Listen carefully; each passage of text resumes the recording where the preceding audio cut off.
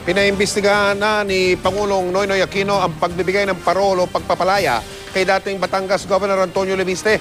Siya po, kung inyong natatandaan, ay nahatulan dahil sa pagpatay sa kanyang malapit na tauhan. Pero naninindigan ng Board of Pardons and Parole na idinaan nila yan sa tamang proseso. Nakatutok si June Veneracion. Nagtungo sa tanggapan ng Lipa City Parole and Probation Office kanina si dating Batangas Governor Antonio Leviste bilang pagtupad na rin sa isa sa mga kondisyon ng kanyang parole. Sabi ng parole officer, pinaiksi ang kanilang panayam kay Leviste para makapagpa-check up siya. Sumailalim din siya sa drug test at ayon sa parole officer, negatibo ang resulta. Marami ang nabigla sa biglaang paglaya ni Leviste, kabilang na mismo si Pangulong Noynoy Aquino, kaya agad niyang pinaimbestigahan ito. Well, nagulat ako na bibigyan siya ng parole. No? Actually, nalaman ko yung unang bagay nito sa media. Ang pagbibigay ng parole ay nasa desisyon ng Board of Pardons and Parole. Iba ito sa executive clemency na tanging Pangulo lang ang makapagbibigay. Ayon sa Board of Pardons and Parole na nasa ilalim ng Department of Justice, kabilang sa mga basihan ng pagbigay ng parole ay ang magandang ipinakita raw ni Leviste sa loob ng kulungan, pati na rin ang edad dito na mahigit 70 taong gulang. Si Leviste ay nakulong dahil sa pagpatay sa kanyang kaibigang si Rafael de las Salas noong 2007. Pero habang nakakulong, nakapaglabas-pasok para si Leviste ng bilibid. Dahilan, kaya may duda ang Pangulo. Paano magiging good conduct yung nasa labas ng piitan habang nagsaserve ng sentence? So hindi ko maintindihan bakit makukonsider man lang.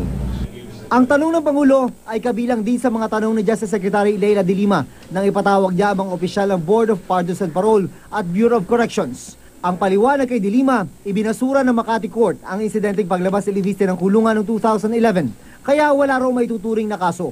Napatawa na rin daw siya ng parusa sa loob ng NBP at naibawas na ito sa kanyang good conduct time allowance. Ito'y kahit nung panahong yun, napakalaking kontrobersya ang isyo ng paglabas-masok ni Leviste sa kulungan.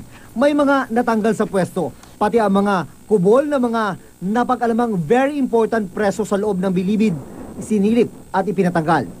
Let's put it this way. At this point, I see no basis for me to say or for me to conclude that the board did not act above board, right? In passing upon that such application for parole. Pero ang Pangulo, nais malaman kung meron bang dapat managot dito. Pinanindigan naman ng board ang kanilang desisyon. Pinahanap ko na rin, meron bang sanctions pwede doon sa Board of Pardon and Parole. Nireview ko na rin paano ba na-appoint sa Board of Pardon and Parole. As far as the board is concerned, the board is in good faith and they have done it to the process. Ang gagawin daw ngayon ng Department of Justice ay gagawa ito ng sulat at ipapadala kay Pangulong Aquino. Sa sulat, ilalatag ang mga dahilan kung bakit binigyan ng parol si Leviste at ang prosesong pinagdaanan nito. Pero sa huli, nasa pasya pa rin daw ng Pangulo kung ano ang dapat mangyari. Iginiit ng pamilya ng napatay ni Leviste na hindi sila kumontra sa parol para na rin sa katahimikan ng lahat at para raw makapag-move on na silang lahat. Kung sa amin, as I have said before, tapos na sa amin yung issue. Pero as a president, siyempre, he has the prerogative to investigate whatever na gusto niyang gawin. So, okay lang naman as far as we're concerned. Sa pahayag naman ni Batangas Vice Governor Mark Leviste, pamangkin ng dating Batangas Governor, bukas sila sa pag-review sa nakuha niyang parole. Iginagalang din daw nila ang opinyon ng Pangulo. June Veneracion, Nakatutok, 24 Oras.